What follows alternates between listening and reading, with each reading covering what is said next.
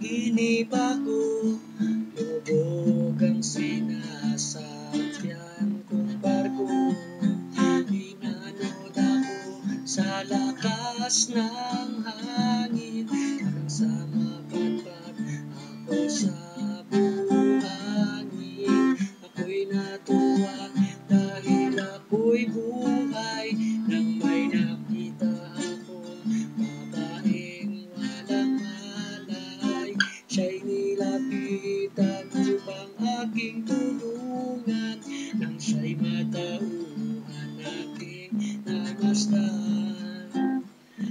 O kaya mo ng kanyang ugat, sa ganda para siyang diwata.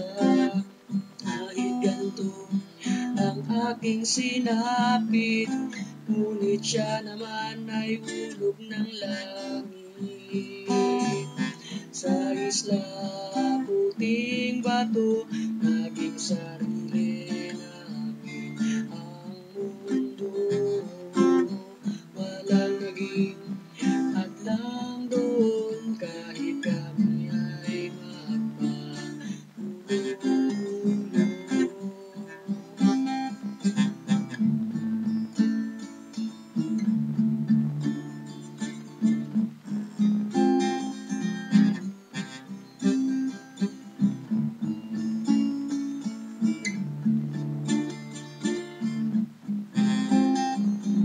Lugar na tahimik, ngayon'y sumaya sa pag-ibigan naming dalawa.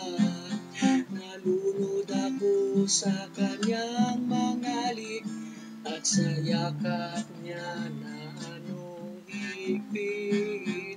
Nawalay man sa mga mahal sa buhay, di ko na naisipan pa ang malumbay.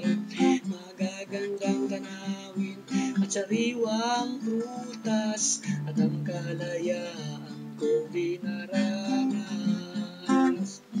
Ngunit ang tunay na dahilan sa aking lubos na kaligayahan ay ang tulad niya na aking pangarap, at sa piling niya na walang kasing sarap. Sa isla puting bato, naging sarili namin ang mundo. Walang naging hadlang doon, kahit kami ay magpahulog.